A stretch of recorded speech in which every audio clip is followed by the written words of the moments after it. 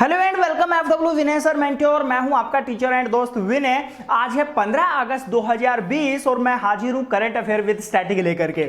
आज हम 12, 13, 14 तारीख की करंट अफेयर के बारे में भी साथ में चर्चा करेंगे। शुरुआत करते हैं मुख्यमंत्री किसान सहायता योजना से। अभी हाल ही में मुख्यमंत्री किसान सहायता योजना की शुरुआत की गई है। आपसे पूछा जा सकता है कि मुख्यमंत्री किसान सहायता योजना की शुरुआत अभी हाल ही में किस राज्य ने की है, तो आपको आंसर इसका पता होना चाहिए। मुख्यमंत्री किसान सहायता योजना की शुरुआत की है गुजरात राज्य ने। लेकिन जब ये मुख्यमंत्री किसान सहायता योजना माइंड में आए तो आपको पता होना चाहिए इसमें किया क्या गया है। तो आप ध्यान रखिएगा, मुख्यमंत्री किसान सहायता योजना में जो भी गुजरात के किसान हैं उनके ऊपर प्राकृतिक रूप से फसल जब डिस्ट्रॉय हो जाती है तो उनको मुआवजा देने की एक नई योजना है। अब देखिए, जैसे हम क्या है, फसल बीमा योजना चालू है। फसल बीमा योजना में क्या होता है, प्राकृतिक आपदा से परसेंटेज निकाला जाता है कि वहां के एरिया के लोगों का इतने परसेंट जो अनाज है या फसल जो है वो बर्बाद हो गई है, तो आपको बीमा क्लेम करने के लिए ऑफर दिया जाता है। लेकिन यहां पर अभी हाल ही में किसान सहायता योजना गुजरात ने जो लागू की है उसमें क्या है कि प्राकृतिक आपदा जब आ जाती है तो उसके लिए मुआवजा दिया जाएगा वहां के किसानों को। तो यह है मुख्यमंत्री किसान सहायता योजना, यानी कि प्राकृतिक रूप से नुकसान की भरपाई करेगा गुजरात राज्य खुद और किसानों के लिए। बात करते हैं गुजरात की चल रही है तो गुजरात के बारे में आपको दो तीन चीजें पता होनी चाहिए। जैसे गुजरात की राजधानी की अगर बात की जाती है तो राजधानी आपको पता होगा, गुजरात की राजधानी क्या है, गांधीनगर। वहां के सीएम की बात की जाती है तो सीएम कौन चल रहे हैं, विजय रूपाणी जो हैं वो अभी एट प्रेजेंट सीएम चल रहे हैं। कौन सी पार्टी से हैं ये हम पहले भी डिस्कस कर चुके हैं, देन बीजेपी पार्टी से हैं। अगर मैं गुजरात के गवर्नर की बात करता हूं तो गुजरात का गवर्नर चल रहा है आचार्य देवव्रत जी। आचार्य देवव्रत जो है वो गुजरात के गवर्नर चल रहे हैं। यहां पे लोकसभा सीटों की संख्या पर बात करें तो 26 है। यहां पर राज्यसभा की सीटों की बात करें तो 11 सदस्य राज्यसभा में चुने जाते हैं और विधानसभा सीटों की अगर हम चर्चा करते हैं तो 182 सदस्य अपनी यानी कि गुजरात की विधानसभा में हैं। इसके अलावा गुजरात से अब आज मैं आपको कुछ और चीजें भी साथ में याद करा देता हूं। बहुत अच्छी चीज है, जैसे कि गुजरात की अगर मैं तटरेखा की बात करता हूं तो गुजरात के पास जो तटरेखा है वो 1214 किलोमीटर की तटरेखा है।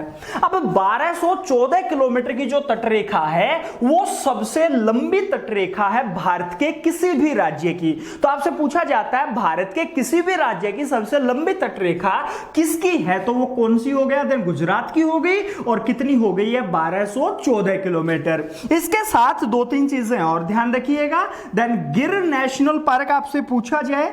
इसके अलावा आपका एक वहां पर ब्लैक बक नेशनल पार्क है और एक वसंदा नेशनल पार्क भी गुजरात में है। उसके बाद मैं अगर बात करूं तो गल्फ कच्छ और this gulf Kutch marine, then ये आपके वहां के बहुत ही फेमस 4 नेशनल पार्क हैं। ये आपसे पूछा जा सकता है कौन कौन सा, इसमें बता दूं, गिर जो एशियाई सिंहों के लिए फेमस है, ब्लैक बक, वसंदा और gulf Kutch marine national park जो कि आपका जंगली गधों के लिए रिजर्व है। ये चीजें आप साथ साथ नोट करते रहिएगा।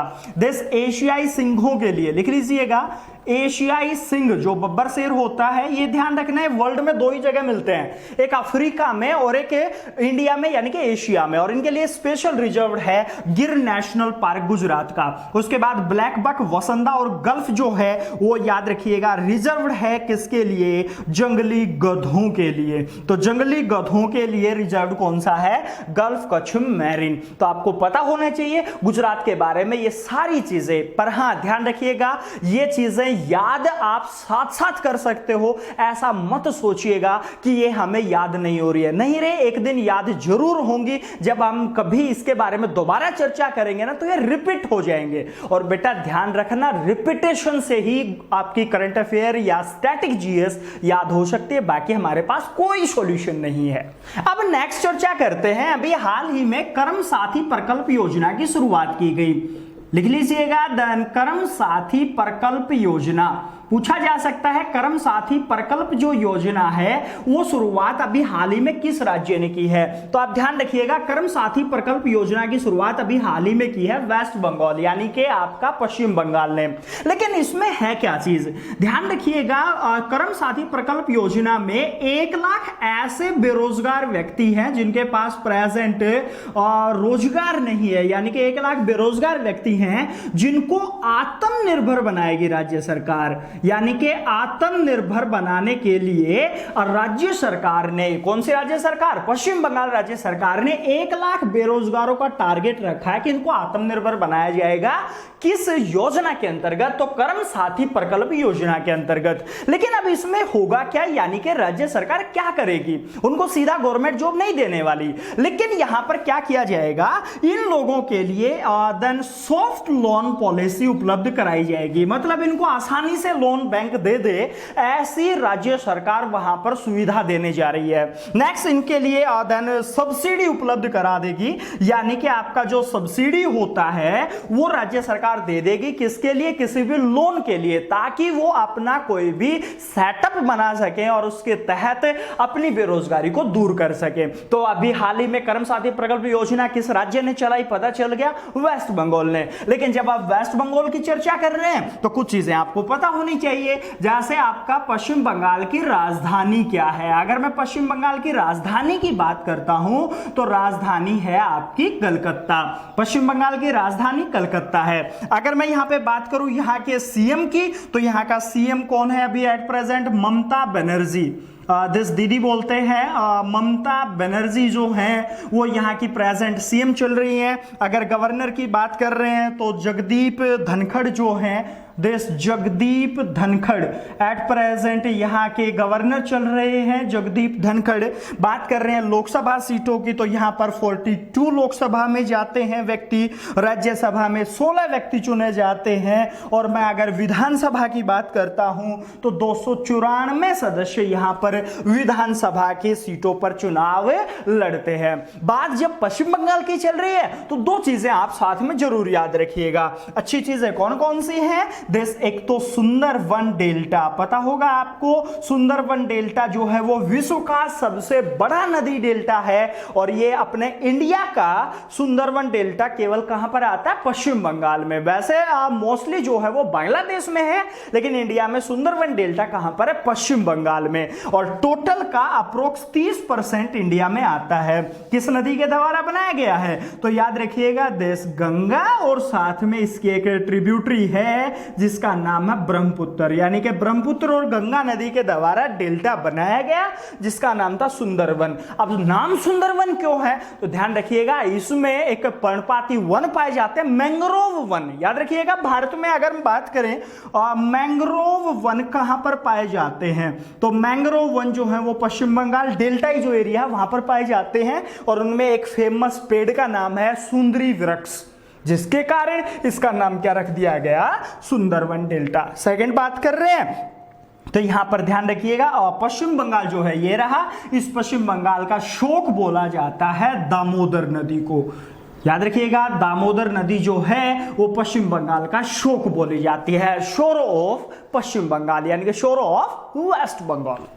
नेक्स्ट चर्चा करते हैं YSR चेयुथा योजना। अभी हाल ही में एक योजना चलाई गई जिसका नाम है YSR चेयुथा। ध्यान रखिएगा, YSR चेयुथा योजना। पूछा जा सकता है कि ये योजना अभी हाल ही में किस राज्य के सरकार के द्वारा चलाई गई है? तो YSR चेथुर योजना। अब देखो, आपको पता नहीं भी चल रहा हो कि YSR चेयुथा योजना किसके द्वारा चलाई गई है, तो राज्य याद नहीं आ रहा है ना, तो कुछ चीजें अगर याद आ रही है तो उनको सोचिए। कैसे? देखिए, YSR की बात करें तो YSR, अगर मैं इसकी फुल फॉर्म की बात करता हूं तो एक पार्टी है, नाम सुना हो, दिस युवजन श्रमिक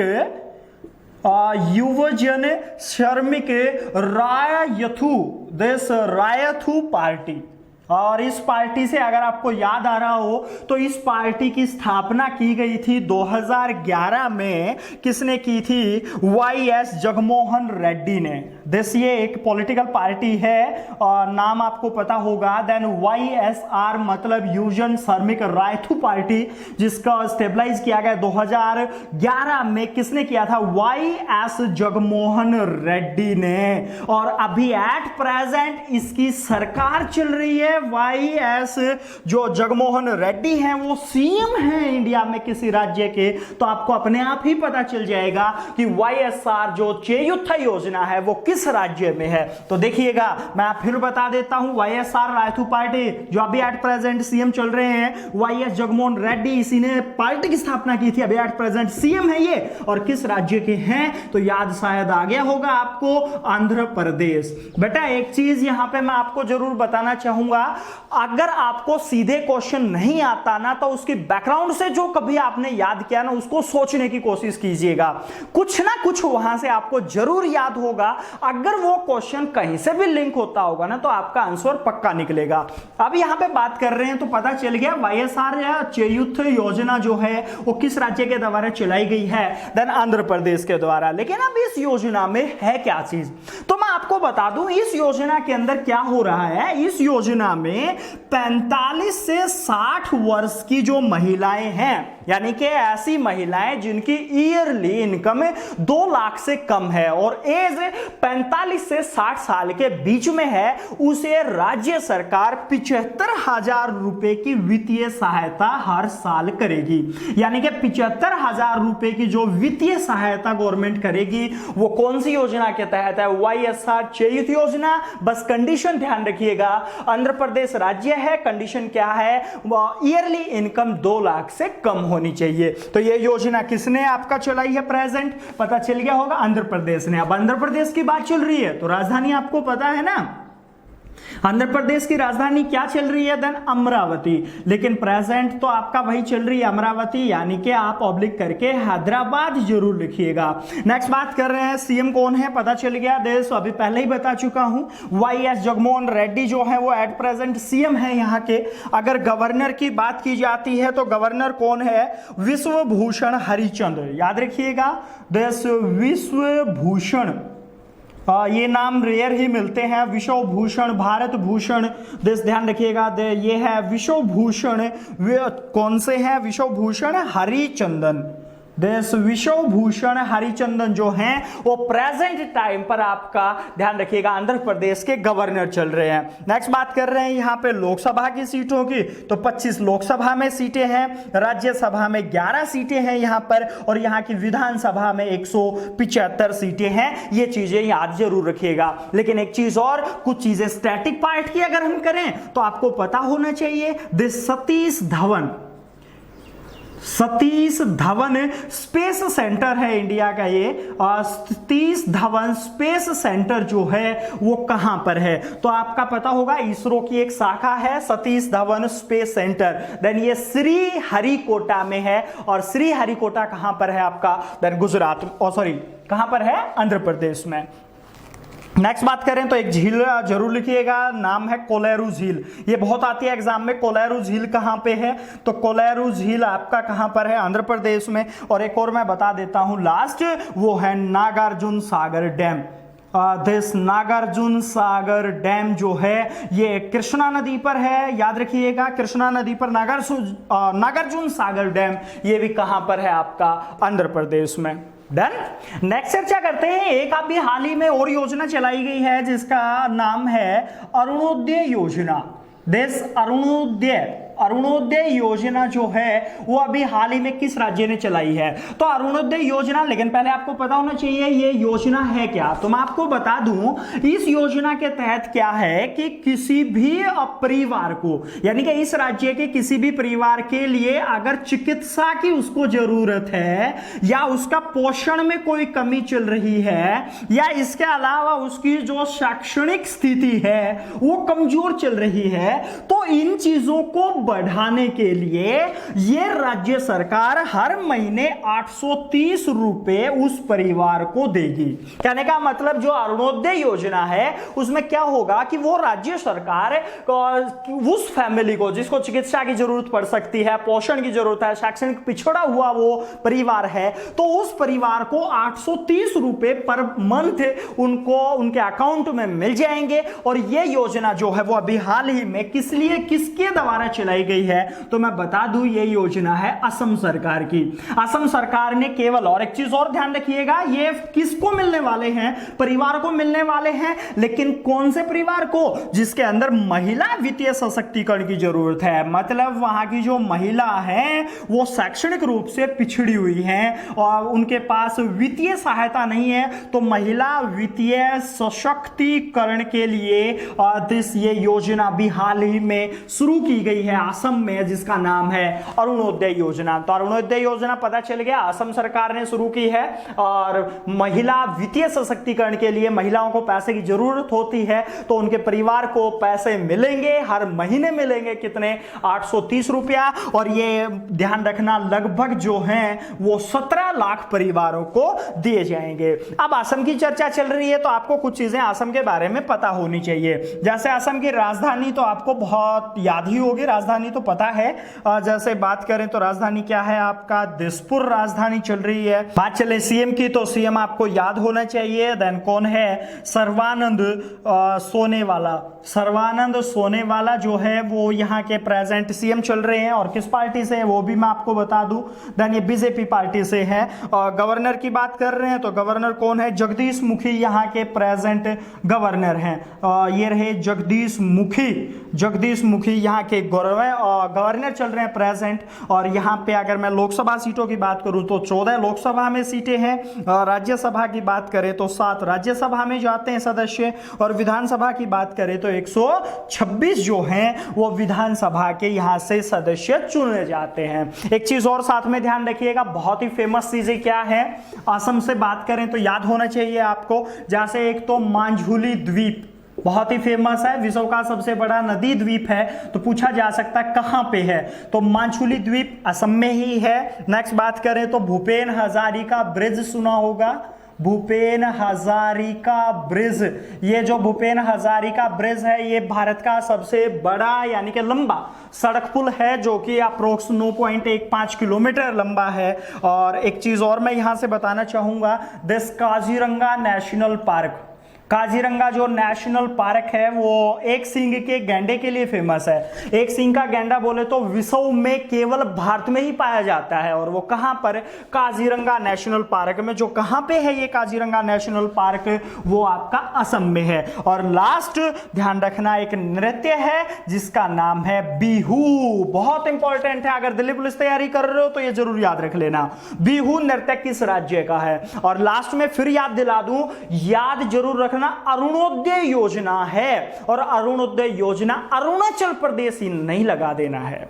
नेक्स्ट चर्चा करते हैं, अभी हाल ही में एक इंडेक्स जारी किया गया है जिसका नाम है ब्लूमबर्ग, दिस ब्लूमबर्ग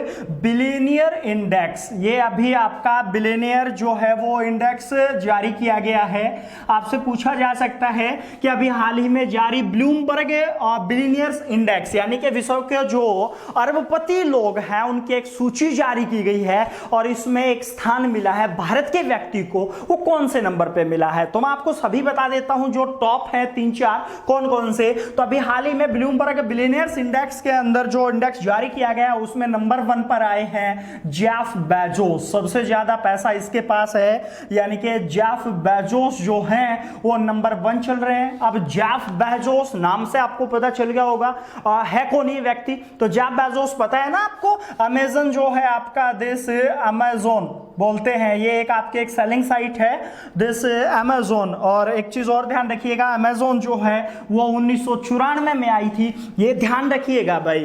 क्या कि अमेज़न का डायरेक्टर कौन है या सीईओ कौन है प्रेजेंट, या उसके संस्थापक पूछे जाए तो जेफ बेजोस विश्व में सबसे अमीर आदमी है, जो अभी ब्लूमबर्ग बिलियनियर्स का इंडेक्स जारी किया गया उसके अकॉर्डिंग। तो जेफ बेजोस अमेज़न जो है उसके हेड हैं और संस्थापक भी हैं, सीईओ भी हैं। और अमेज़न की बात चल रही है तो अमेज़न कब आया था मार्केट में? 1994 में। तो नंबर 1 हो गया। नंबर 2 की अगर मैं बात कर रहा हूं तो नंबर 2 पे कौन है? Bill Gates.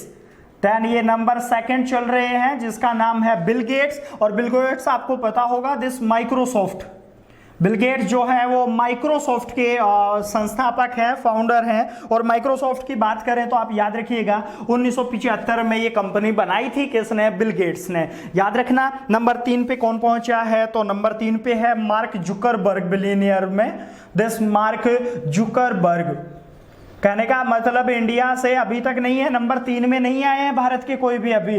तो मार्क जुकरबर्ग जो हैं वो बिलियनियर में शामिल है नंबर 3 पोजीशन पे। और मार्क जुकरबर्ग आपको पता होगा ना, फेसबुक, जो फेसबुक है उसके फाउंडर हैं, सीईओ हैं, जो अभी एट प्रेजेंट है। और कौन चल रहे हैं? This MD, sorry, mark Zuckerberg Facebook के एमडी हैं। और ये फेसबुक जो आया था वो 2004 में आया था। उसके बाद अगर हम चर्चा करें तो 4th नंबर पे आ जाता है इंडिया का नंबर। और इंडिया से कौन है? एक ही व्यक्ति है, नाम सुना होगा, मुकेश अंबानी। और मुकेश अंबानी जो है वो 4th नंबर पे आ गए हैं ब्लूमबर्ग बिलियनियर इंडेक्स में। और इसकी कंपनी जो आपने सुनी होगी, कंपनी कौन सी है? Reliance industries limited. तो रिलायंस इंडस्ट्रीज लिमिटेड, इसके बारे में हम एक बार और चर्चा कर चुके हैं पिछले वीडियो में।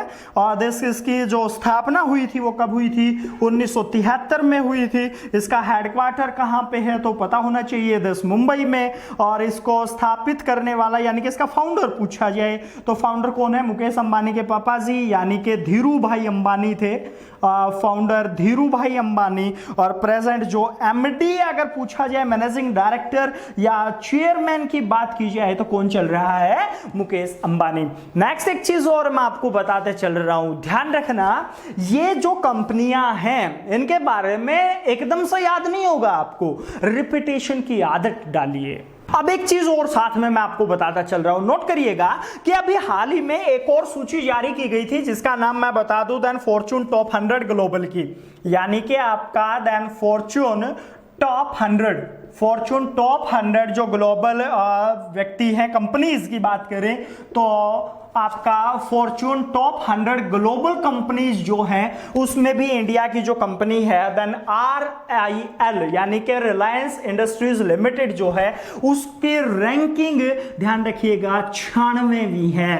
कहने का मतलब ब्लूमबर्ग बिलियनियर्स इंडेक्स में मुकेश अंबानी कौन से पे आ गया? 4th पे। लेकिन जो जारी हुआ था फॉर्च्यून टॉप 100 ग्लोबल, उसके अंदर इंडिया से और जो रिलायंस इंडस्ट्रीज है वो कौन से नंबर पे आई है? 96 पे। लेकिन एक अच्छी बात क्या है कि इंडिया की ये अकेली कंपनी है। नेक्स्ट बात करते हैं अभी हाल ही में, यानी कि 12 अगस्त को, देन अभी हाल ही में 12 अगस्त को वर्ल्ड एलिफेंट डे मनाया गया। पूछा जा सकता है world elephant day, world elephant day कब मनाया गया? तो अभी हाल ही में मनाया गया है 12 अगस्त को। 12 अगस्त को वर्ल्ड एलिफेंट डे मनाया गया। क्वेश्चन एक चीज और ध्यान रखिएगा, क्या पूछा जा सकता है कि जो ये दिवस मनाया गया है इसकी शुरुआत कहां से हुई है और कब से मनाया जाता है? तो आप ध्यान रखिएगा 12 अगस्त को जब ये मनाया जाता है तो ये 2011 से मनाया जा रहा है। शुरुआत जो हुई थी वो अफ्रीका से हुई थी। वहां पर जो हाथी है उनकी घटती जो जनसंख्या थी उसको देखते हुए यूएन ने डिसाइड किया था, UN stand for United nation ने डिसाइड किया कि हर साल 12 अगस्त को वर्ल्ड एलिफेंट डे हम मनाएंगे। लेकिन अब एक चीज और ध्यान रखिएगा, ये तो बात थी वर्ल्ड की, अगर मैं इसी के भारत से रिलेट करता हूं तो भारतीय हाथी संरक्षण के लिए भी कुछ भारत में योजनाएं चल रही हैं। मतलब यहां पे लिखिएगा दिस भारतीय हाथियों का संरक्षण के लिए कौन सी योजना है? तो भारतीय हाथियों का संरक्षण जो है वो क्या कर रहा है भारत में, क्या हाथियों के संरक्षण के लिए कुछ किया गया है?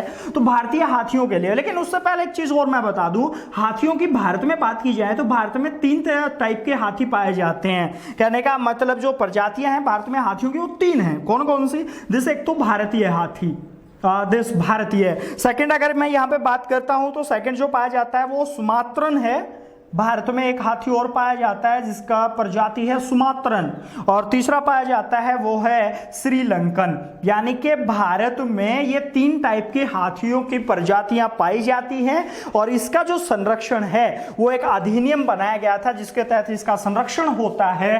कौन सा अधिनियम है वो लिखिएगा। देन भारत में हाथियों के वन्य जीव संरक्षण, याद रखिएगा, देश लिख देता हूं, वन्य जीव संरक्षण, वन्य जीव संरक्षण अधिनियम 1972। ये वन्य जीव अधिनियम है, और वन्य जीव संरक्षण अधिनियम 1972 में बनाया गया था। और इसकी सूची जो पहली अनुसूची है, यानी कि इसकी अनुसूची फर्स्ट में जो शामिल है वो हाथी शामिल है। कहने का मतलब भारत में जो वन्य जंगली जीव वाइल्ड लाइफ जितनी भी है उसके संरक्षण के लिए एक अधिनियम चल रहा है, 1972 में बनाया गया था। उसकी जो पहली सूची है उसमें शेर भी आता है, बब्बर शेर, और जो पहली सूची है उसमें हमारा हाथी भी इंक्लूड है। और हाथी से एक चीज और मैं बता देता हूं, देन जो सरकार है उसने 2011 में, यानी कि हाथी को 2011 में भारत का राष्ट्रीय विरासत पशु घोषित किया था। पूछा जा सकता है राष्ट्रीय विरासत पशु क्या है भारत का, तो भारत का राष्ट्रीय विरासत पशु कौन सा है? हाथी है, और ये 2011 में घोषित किया गया था। तो हाथी संरक्षण भारत में चल रहा है। एक साथ में और याद रखिएगा, 12 अगस्त की ही बात करें तो 12 अगस्त को अंतरराष्ट्रीय युवा दिवस भी मनाया जाता है। कहने का मतलब 12 अगस्त को अंतरराष्ट्रीय अंतरराष्ट्रीय यूथ डे, अंतरराष्ट्रीय इंटरनेशनल यूथ डे, युवा दिवस मनाया जाता है। और अभी फटाफट मुझे कमेंट करके बताइए कि भारत का नेशनल यूथ डे कब मनाया जाता है। नेक्स्ट चर्चा करते हैं हाथियों के लिए रिजर्व की। अगर नेक्स्ट में हम बात करें तो हाथियों के लिए रिजर्व प्रेजेंट टाइम पर 2 नेशनल पार्क हैं। आपने सुना होगा देश पेरियार। पूछा जा सकता है बेटा ये पेरियार नेशनल पार्क जो हाथियों के लिए रिजर्व है ये कहां पर है? तो पेरियार आपका कहां पे चल रहा है? देश केरल में। और एक और है हाथी जहां पर मिलते हैं वो है बांधवगढ़ नेशनल पार्क। तो बांधवगढ़ ध्यान रखिएगा, देश बांधवगढ़ नेशनल पार्क जो कि मध्य प्रदेश का है, यहां पर भी आपका हाथियों के लिए ये रिजर्व किया गया है। नेक्स्ट चर्चा करते हैं। अभी हाल ही में यूएसए में उपराष्ट्रपति के उम्मीदवार घोषित किए गए हैं, यानी कि जो यूएसए है उसके अंदर वाइस प्रेसिडेंट के लिए उम्मीदवारों की घोषणा कर दी गई है। और ये क्यों बता रहा हूं मैं, क्योंकि इसमें एक भारतीय मूल की महिला जो है वो उम्मीदवार है। तो मैं आपको बता दूं तो अभी हाल ही में क्या हो गया, वाइस प्रेसिडेंट के लिए उम्मीदवार घोषित किए गए। लेकिन अब जब वाइस प्रेसिडेंट के लिए उम्मीदवार घोषित किया गया यूएसए में, तो वहां का एक तो प्रेसिडेंट और वाइस प्रेसिडेंट चुनने का तरीका अलग है। और वो तरीका क्या है, पहले तो वहां पर पार्टियां 2 हैं। कौन कौन सी देखिएगा, देश एक है डेमोक्रेटिक पार्टी है, वहां पर देश डेमोक्रेटिक पार्टी है, और एक है रिपब्लिकन। देश रिपब्लिकन जो पार्टी है, केवल ये 2 ही पार्टियां हैं और ये अपने अपने उम्मीदवार घोषित कर देती हैं। पूरे साल प्रोसेस चलता है उनके चुनाव का, उनको स्टेज शेयर करनी होती है। तो मैं यहां पे बता दूं इन्होंने कौन सी पार्टी ने किस उम्मीदवार को उतारा है। तो डेमोक्रेटिक पार्टी ने जो अभी एट प्रेजेंट अपना उम्मीदवार घोषित किया है वो है कमला हैरिस।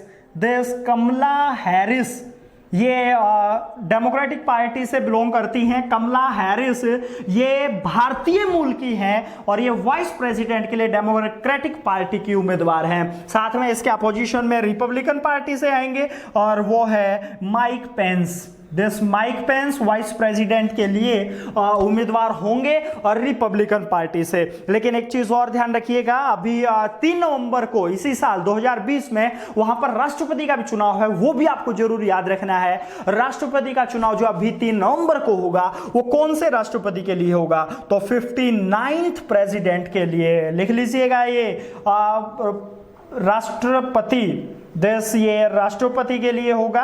59th राष्ट्रपति है चुने जाएंगे वहां पे।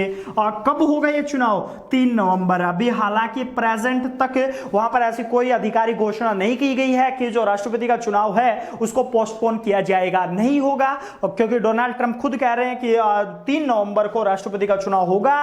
वो उस देश के कौन से राष्ट्रपति चुने जाएंगे, कहने का मतलब ट्रंप हो या ना हो उससे लेना देना नहीं है, लेकिन जो राष्ट्रपति का चुनाव होगा वो कौन सा होगा? 59 टैलेंट होगा। नेक्स्ट बात करते हैं, अभी हाल ही में फोर्ब्स पत्रिका ने टॉप हाईएस्ट पेड एक्टर की लिस्ट जारी की है 2020 के। देन टॉप 10 हाईएस्ट पेड, कहने का मतलब सबसे ज्यादा पैसे कमाने वाले वर्ल्ड के एक्टरों की लिस्ट जारी की है, top highest paid actor list. 10 जो एक्टर हैं उनकी लिस्ट जारी की गई है, टॉप कौन से 10 की। तो किसने की है ये? एक तो फोर्ब्स पत्रिका ने की है, सर्वाधिक कमाई करने वाले अभिनेताओं की लिस्ट जारी की है, अभी हाल ही में की है। तो उसमें एक फेमस क्या है, उसमें टॉप 10 में एक भारतीय है, टॉप 10 में एक भारतीय को इंक्लूड किया गया है, और वो कौन है? दिस अक्षय कुमार। अक्षय कुमार जो है वो टॉप 10 में इंक्लूड हैं, और ये जो है वो 6th पोजीशन पे है। जो इनकी कमाई है 2020 की वो है $48 मिलियन। $48 मिलियन जो है वो 2020 की कमाई है, अप्रोक्स जो होती है 362 करोड़। 362 करोड़ कमा करके इस साल में 2020 में टॉप 6 है ये देश अक्षय कुमार। तो टॉप 10 की जो लिस्ट जारी की गई है, अब आपके माइंड में आ रहा होगा सर फर्स्ट और बता दो, तो मैं फर्स्ट बता देता हूं कि इसके अंदर जो फर्स्ट चल रहे हैं वो है दिस ड्वेन डेवेन जॉनसन जो चल रहे हैं वो फर्स्ट चल रहे हैं, और जिनकी कमाई जो है वो है $87.5 मिलियन। देन $87.5 मिलियन जो है दिस वो यहाँ की करेंसी, डॉलर करेंसी के अकॉर्डिंग इतनी मिलियंस में इनकम है, भारतीय रुपए के अकॉर्डिंग 1402 करोड़ रुपए ये अप्रोक्स हो जाता है, और ये नंबर 1 पे है। अक्षय कुमार जो है वो टॉप 10 में तो आ गए हैं, लेकिन वो कौन से नंबर पे है? 6 नंबर पे। कितने के साथ? 362 करोड़ के साथ। नेक्स्ट अगर 13 तारीख की बात की जाए तो 13 अगस्त को, यानी कि 13 अगस्त को एक दिवस मनाया गया है जिसका नाम है वर्ल्ड ऑर्गन डोनेशन डे। याद रखिएगा, world organ donation day.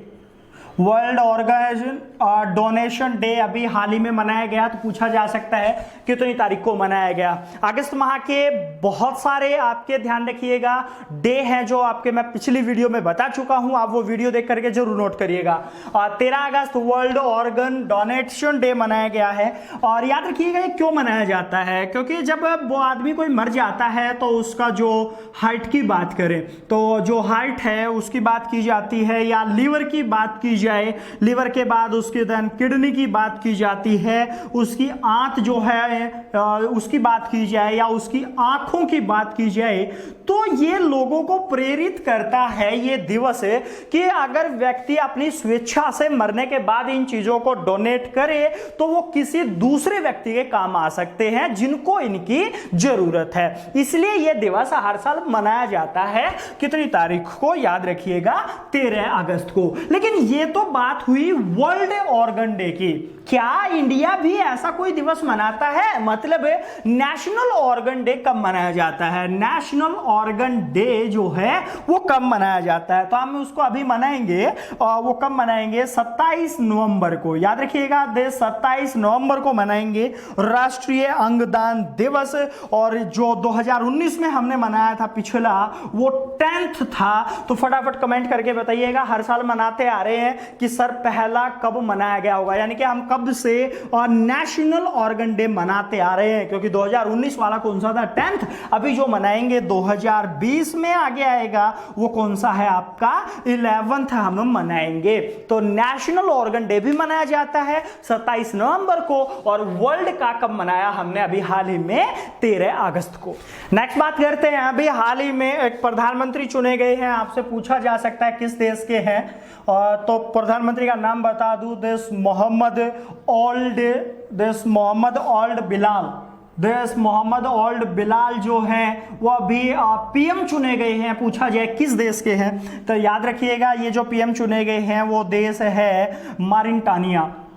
Mauritania देश है, यहाँ के नए पीएम चुन दिया गया है मोहम्मद ओल्ड बिलाल को। लेकिन अब आपको से ज्यादा तो इस देश के बारे में नहीं याद रखने के लिए कहूंगा, लेकिन आपको यह पता होना चाहिए कि इसकी राजधानी क्या है और ये किस महाद्वीप में आता है, इतना जरूर याद रखिएगा। राजधानी भी नहीं याद होती है तो महाद्वीप जरूर याद रखिएगा। देश ये अफ्रीका महाद्वीप में आता है, और अफ्रीका महाद्वीप में आता है। राजधानी पर चर्चा करते हैं तो इसकी राजधानी है नोआकशॉट। नवाकशॉट जो है वो इसकी राजधानी है। अफ्रीका महाद्वीप का एक देश है। करेंसी की अगर बात की जाती है तो करेंसी क्या है इस देश की? ओगुइया करेंसी है। दिस ओगुइया इस देश की करेंसी चल रही है।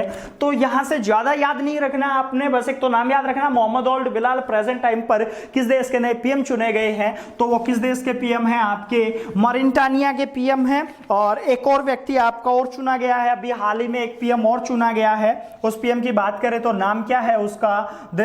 वॉल्टर, पीएम का नाम है Walter Roger. This Martos Ruiz. Then ये भी आपके पीएम चुने गए हैं। किस देश के चुने गए हैं? तो ये पेरू देश के चुने गए हैं। पेरू जो देश है ये कौन सा साउथ अमेरिका में आता है? देन साउथ अमेरिका कौन सा महाद्वीप का देश है पूछा जाए तो साउथ अमेरिका महाद्वीप का देश है पेरू। और राजधानी इसकी ध्यान रखिएगा, इसके याद रख लेना राजधानी क्या है। इसकी राजधानी चल रही है Lima.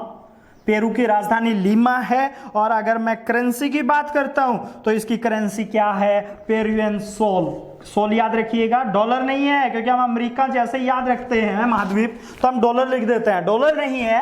Then Walter Roger Martos Ruiz जो हैं अभी हाल ही में पेरू के नए पीएम चुने गए हैं। साउथ अमेरिका महाद्वीप में आता है पेरू। राजधानी लीमा है। करेंसी की बात कर रहे हैं तो करेंसी क्या है इसकी? सोल है। और साथ में एक चीज और, अभी हाल ही में एक प्रधानमंत्री ने इस्तीफा भी दिया था, वो भी मैं यहीं पे याद करा देता हूं। और उस प्रधानमंत्री का नाम है हसन दियाब। देश है हसन दियाब जो है, इन्होंने अभी हाल ही में इस्तीफा दिया था अपने पद से। देन पीएम पद से इसने इस्तीफा दिया था। और ये किस देश के हैं? तो याद रखिएगा ये हैं लेबनान के। वहां पे लेबनान की जो राजधानी है वो ध्यान रखिएगा। लेबनान की राजधानी क्या है? बैरूत। लेबनान की राजधानी जो है वो आपका बैरूत है। और बैरूत के अंदर एक अभी विस्फोट हो गया था, जिसके बाद यहाँ की पूरी कैबिनेट ने ही इस्तीफा दे दिया था, क्योंकि लोगों ने विरोध शुरू कर दिया था तो कैबिनेट ने इस्तीफा दे दिया। तो पूछा जा सकता है अभी हाल ही में किस देश की सरकार ने ही इस्तीफा दे दिया? तो वो लेबनान है। और हसन दियाब जो है वहां के पीएम चल रहे थे, उसने भी इस्तीफा दे दिया।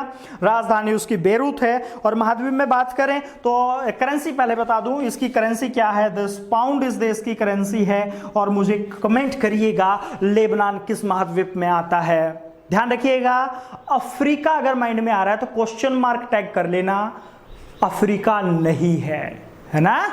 तो कमेंट करके बता दो क्या है, ध्यान रखेंगे। आज के लिए इतना ही, मिलते हैं नेक्स्ट लेक्चर में। लेकिन जाने से पहले एक चीज बता दूं कि आप इस वीडियो को ज्यादा से ज्यादा शेयर करें। हाँ, लाइक साथ में जरूर करिएगा। लाइक इसलिए होता है ताकि मैं अगली वीडियो बनाऊं, उसके लिए प्रेरित हो सकूं। यानी कि मेरे अंदर से एक जिज्ञासा जागे कि बच्चे पसंद कर रहे हैं वीडियो को, तो मैं आपका वीडियो जल्दी से जल्दी लेके आऊंगा।